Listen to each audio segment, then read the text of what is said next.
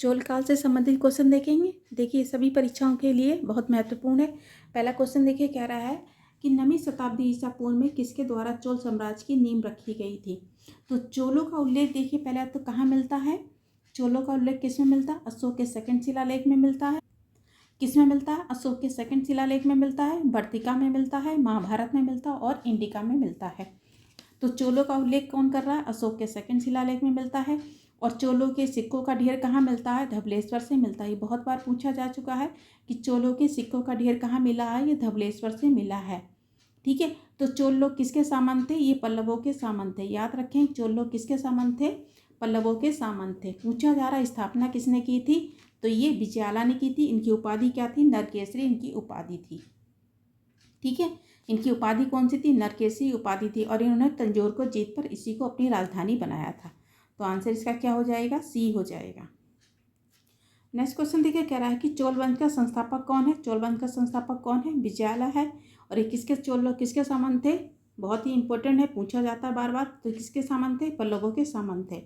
तो विजयाला ने ही किसको जीता था? तंजौर को जीत कर इसको अपनी राजधानी बनाया था। यहीं पर इन्होंने दुर्गा माता का मंदिर भी बनवाया था। तो चोल में कौन हो जाएंगे? विजयालय संस्थापक है। अंतिम शासक कौन हो जाएंगे? तो राजेंद्र थर्ड हो जाएंगे। कभी कभी अंतिम शासक भी पूछा जाता, कौन हो जाएंगे? राजेंद्र थर्ड हो जाएंगे। और इनकी उपाधि कौन सी? नरकेसरी इनकी उपाधि थी। इन्होंने तंजौर को जीत कर इसको राजधानी बनाया और दुर्गा माता का मंदिर भी बनवाया था। चोलेश्वर मंदिर भी इन्होंने बनवाया था। किसने? विजयालय ने चोलेश्वर मंदिर भी बनवाया था। तो आंसर इसका क्या हो जाएगा? ए हो जाएगा। थर्ड देखिए क्वेश्चन कह रहा है कि निम्नलिखित में से किस मंदिर परिषद में एक भारी भरकम नंदी की मूर्ति है जिसे भारत की विशालतम नंदी मूर्ति माना जाता है? तो कौन सा हो जाएगा मंदिर? बृहदेश्वर मंदिर। इसी को क्या कहा जाता है? राजराजेश्वर मंदिर भी कहा जाता है। और किसके काल का है? राजराज प्रथम के काल का है। ये भारत के मंदिरों में सबसे बड़ा और सबसे लंबा मंदिर है। और किस शैली में बना है? तो ये द्रविड़ शैली में बना हुआ है। आंसर इसका क्या हो जाएगा? ए हो जाएगा।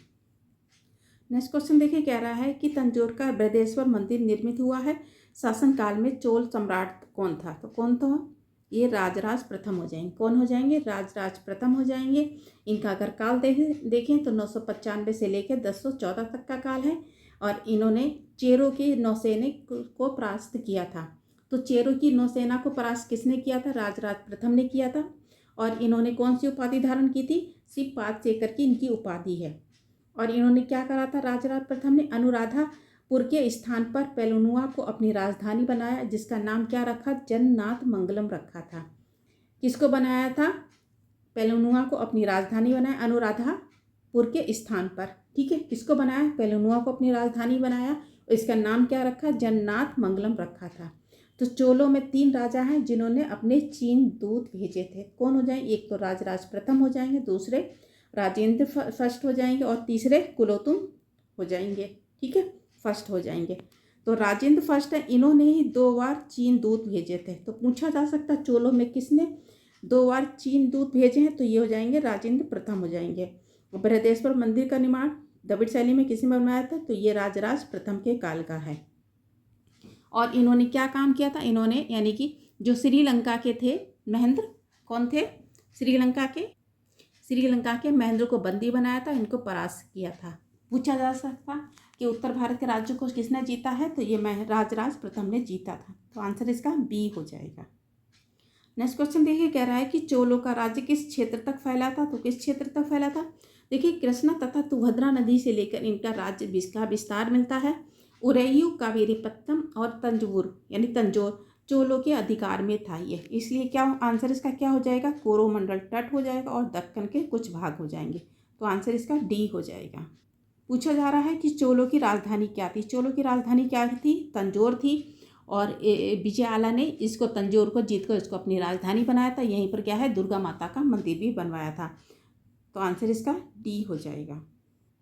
नेक्स्ट क्वेश्चन देखिए कह रहा है कि निम्नलिखित में से कौन चोल प्रशासन की विशेषता थी? तो स्थानीय स्वशासन की विशेषता किसकी है? चोलों की है। तो क्या हो जाएगा? ग्राम प्रशासन की स्वायत्तता हो जाएगा। तो आंसर इसका क्या हो जाएगा? बी हो जाएगा। ठीक है, आंसर इसका क्या हो जाएगा? बी हो जाएगा। देखिए चोलों के पास अश्व सेना भी, गज सेना भी और पैदल सेना थी। तो इनके पास नौसैनिक शक्तिशाली सेना भी थी। इनके पास कौन कौन सी उसमें ये हो जाएगी? देखिए अश्व सेना है। अश्वसेना को क्या कहा जाता था? कुंदरे कहा जाता था। याद रखेंगे, अश्वसेना को क्या कहा जाता था? कुंदरे कहा जाता था। और जो गज सेना थी उसे क्या कहा जाता? कुंजीर मल्ल कहा जाता था। क्या कहा जाता था? कुंजीर मल्ल कहा जाता था। और पैदल सेना को क्या कहा जाता था? बट पैर कहा जाता था। याद रखेंगे, पैदल सेना को बट पैर कहा जाता था। तो इनकी चोलों की जो सेना की छावनी थी उसको क्या कहा जाता था? कड़गम कहा जाता था। पूछा गया बहुत बार कि चोलों की जो यानी सेना की छावनी थी उसको क्या कहा गया है? तो उसको कड़गम कहा जाता था। अब पूछा जा रहा है तो यानी प्रशासन के बारे में कहती थी स्वशासन प्रशासन पर आधारित थी, यानी ग्राम प्रशासन की स्वतंत्रता पर। तो आंसर इसका बी हो जाएगा। नेक्स्ट क्वेश्चन देखिए, कह रहा है चोल काल किसके लिए प्रसिद्ध था? चोल काल किसके लिए प्रसिद्ध था? ये ग्राम पंचायत के लिए प्रसिद्ध था। इसका उल्लेख देखिए उत्तर मेरु अभिलेख में भी मिलता है। चोल सम्राट जो परांतक के शासनकाल में 12वें वर्ष और 14वें वर्ष में प्रसिद्ध कौन सा था? उरुमेरु अभिलेख है, जिसमें ग्राम प्रशासन का वर्णन मिलता है, विस्तार से वर्णन मिलता है। तो आंसर इसका क्या हो जाएगा? ए हो जाएगा। 9 क्वेश्चन देखिए, कह रहा है कि चोल युग प्रसिद्ध था निम्न में से किसके लिए था? ग्राम सभा के लिए प्रसिद्ध था। ठीक है, तो चोल काल में 3 सभाओं का मिलता है, एक उर सभा है, दूसरी ग्राम सभा है, एक उर सभा है और दूसरी सभा है, या इसी को महासभा कहा जाता था, और तीसरी कौन सी थी? नगरम था।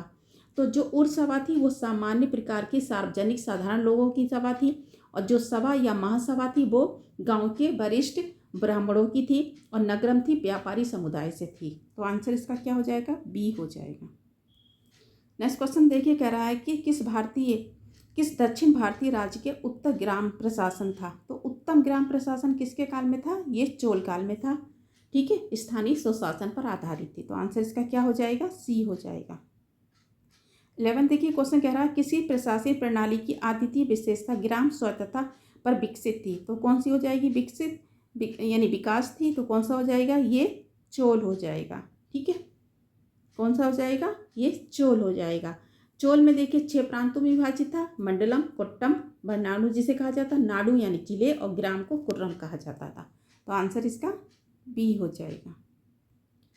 12 देखिए, क्वेश्चन कह रहा है कुशल ग्रामीण प्रशासन के लिए प्रसिद्ध राजवंश था? तो कौन हो जाएंगे? चोल शासक थे ये। ठीक है, कौन हो जाएंगे? चोल शासक हो जाएंगे। और चोलों का प्रशासन का वर्णन हमें किस में मिलता है? उत्तर मेरु अभिलेख में मिलता है। तो आंसर इसका क्या हो जाएगा? ए हो जाएगा। 13 देखिए, क्वेश्चन कह रहा है कि कौन सा मध्यकालीन भारतीय साम्राज्य व्यापक स्तर पर स्थानीय स्वशासन के लिए प्रसिद्ध था? तो कौन सा हो जाएगा? ये चोल प्रशासन हो जाएगा, चोल साम्राज्य हो जाएगा।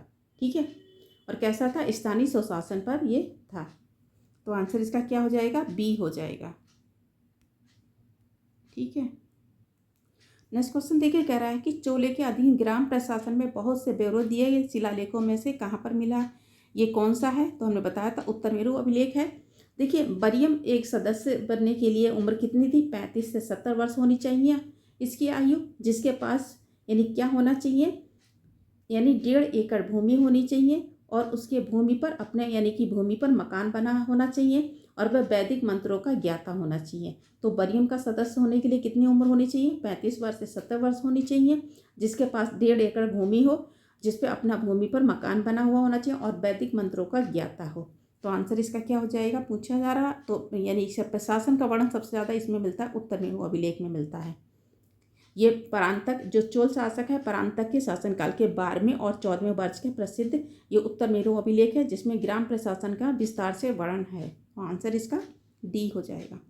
नेक्स्ट क्वेश्चन देखिए, क्या कह रहा है कि चोल शासकों के शासनकाल में निम्नलिखित में से कौन सा बरियम उद्यान प्रशासन का कार्य देखता था? तो कौन सा देखता था? ये टोडवारियम देखता था। ठीक है, ये बहुत बार पूछा जा चुका है उद्यान प्रशासन में। तो पोन बरियम क्या था? पोन बरियम सोनी समिति को कहते थे। एरी बरियम किसे कहा जाता? तालाब समिति को कहा जाता था। और संवत्सर बरियम किसे कहा जाता था? तो ये वार्षिक समिति को कहा जाता था। तो ये यानी कि बरियम भी याद रखेंगे। तो आंसर इसका क्या हो जाएगा? सी हो जाएगा। आज इतने क्वेश्चन रखते हैं। धन्यवाद।